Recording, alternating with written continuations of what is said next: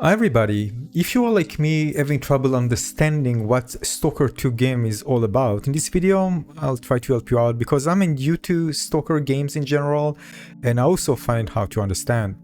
But just so you know, if you're playing with an NVIDIA card on PC, just so you know, there's a new driver, so make sure to download it if you plan to play the game.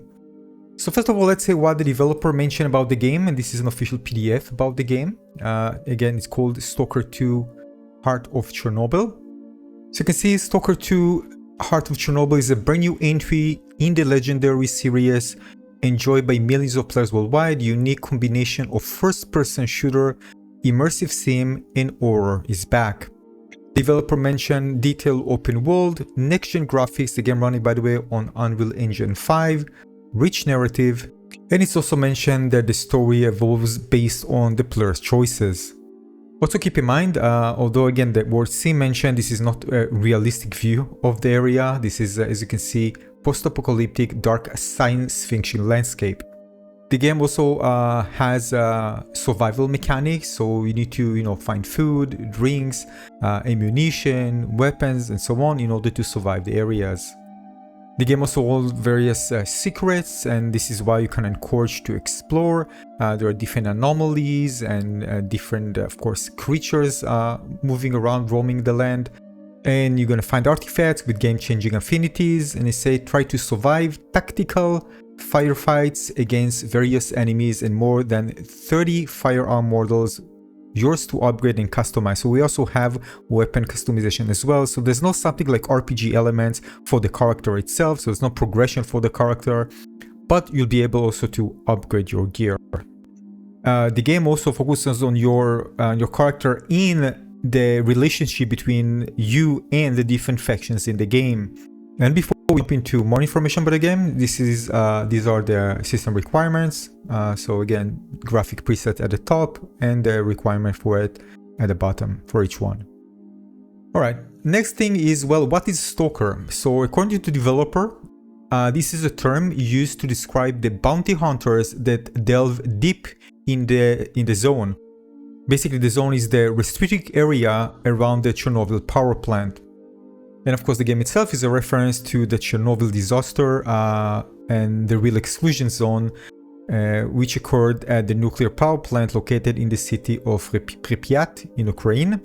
The city of Chernobyl itself is located about, in real life, about 16 kilometers, 10 miles away from the power plant, and the power plant and the surrounding area, including the city of Pripyat, hopefully I pronounced it right, are now part of the Chernobyl Exclusion Zone, a restricted area due to the high levels of radiation contamination.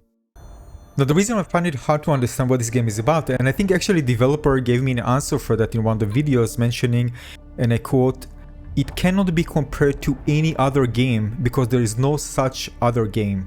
So basically I had the problem understanding it fully, but there's more information of course that will make it easier for you to understand what this game is about if you haven't played the other games in the series, and I haven't.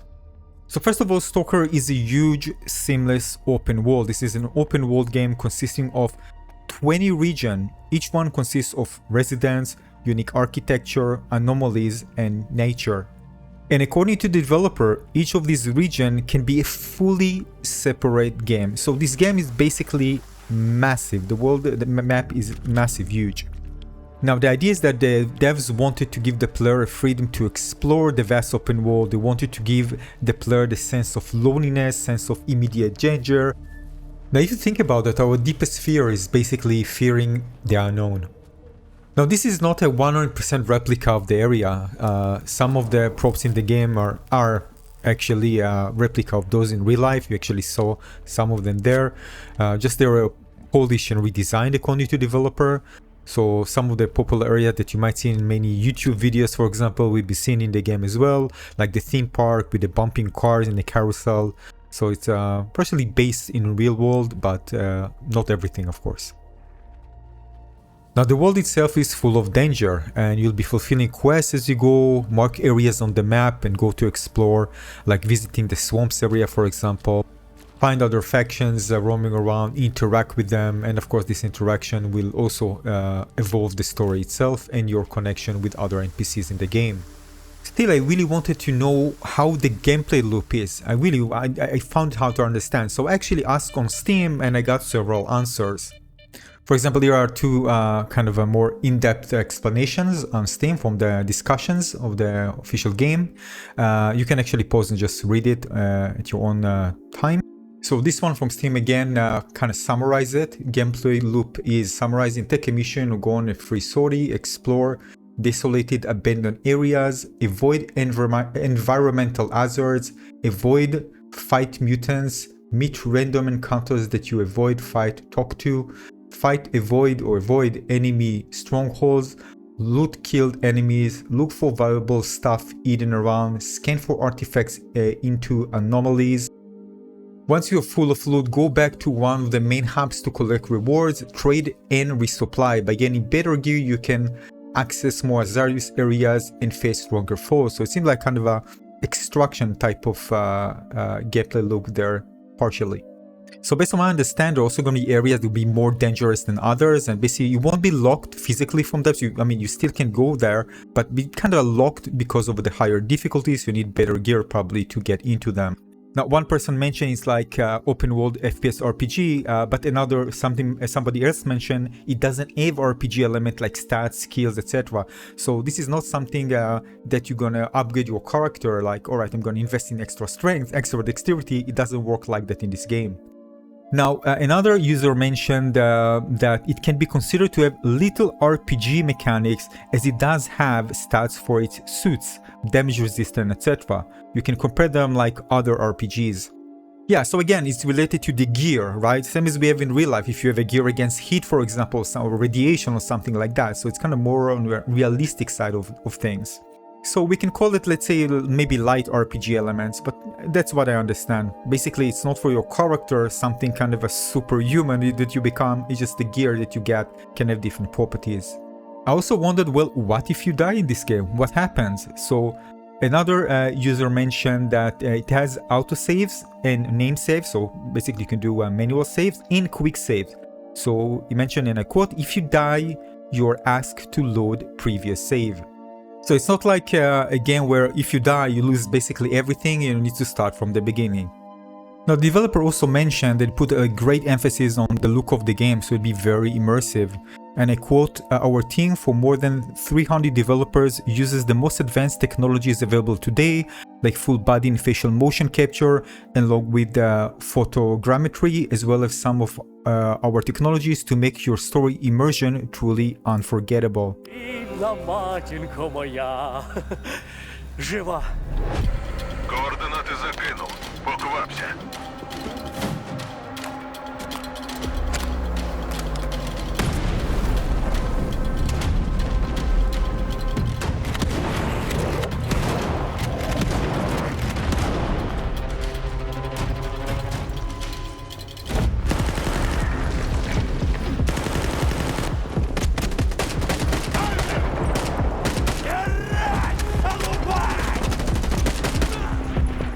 So yeah, it looks like it plays amazing. But there are more things. I also wonder about, well, it's a campaign, but is there a replay value, any reason to, after you finish the game, to replay it again? And one of the answers I got on Steam is that Call of Pripyat is the most replayable, with very open maps, life events, and branching quest line.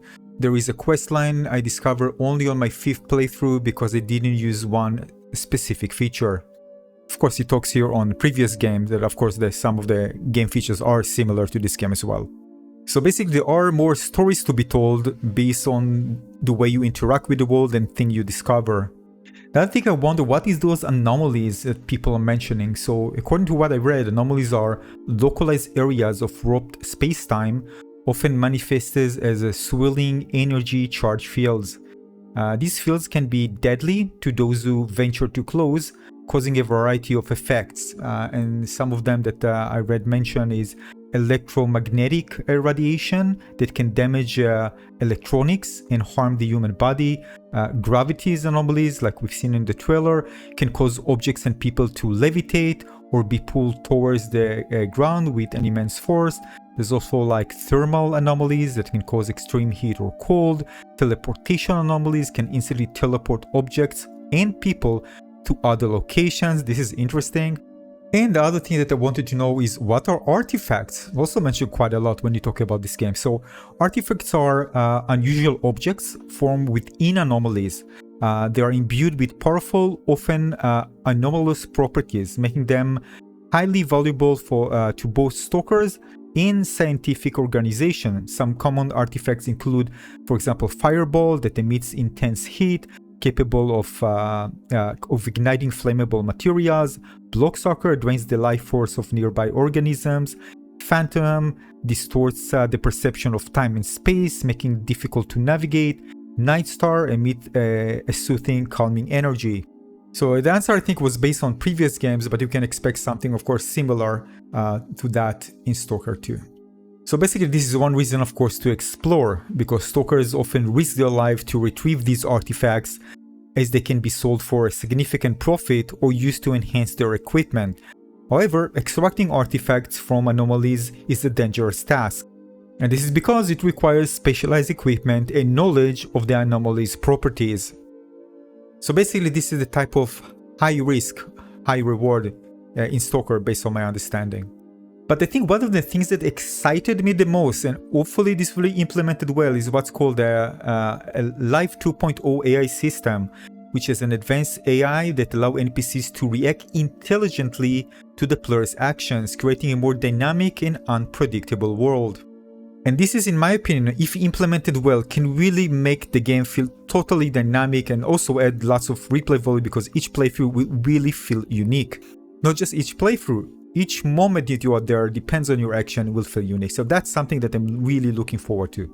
I also read that there are realistic ballistics and, again, weapon customization. So there are highly detailed weapon mechanics and deep customization systems that allow for more personalized loadout. The story itself is not non-linear, so basically multiple faction, quests, and endings, different endings that provide a rich and branching narrative experience.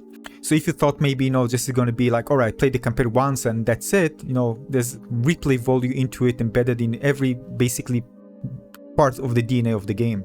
It reminds me of some of the dynamics that I from Civilization, where I just replay the game, although things are similar and I know why you can win, but there are different ways to play that makes the game so engaging that I want to replay it again.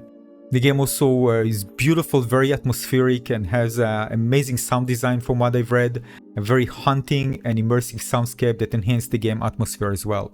And I also heard that you can just, sit around with other people near the campfire, and let other play the guitar, listen to beautiful songs, listen to them, interact with them. Actually, that can be really cool.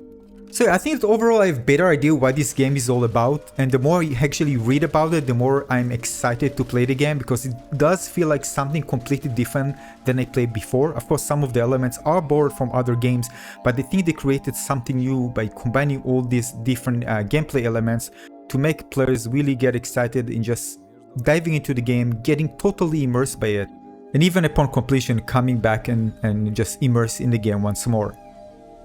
So that's it. If you have anything to add, more of those of you who play Stalker games, let us know in the comment section below. I hope you find this one kind of more insightful and a better understanding what this game is all about. Just one thing, according to what I've read, that Nvidia confirmed that the game will support DLSS 3, including both super resolution and frame generation, and AMD also confirmed FSR 3.1 support, which also allows, again, upscaling and frame generation as well separately. So that's about it. Thanks for watching, everybody. Give a like if you find this interesting and useful. I'll see you in the next video. Cheers.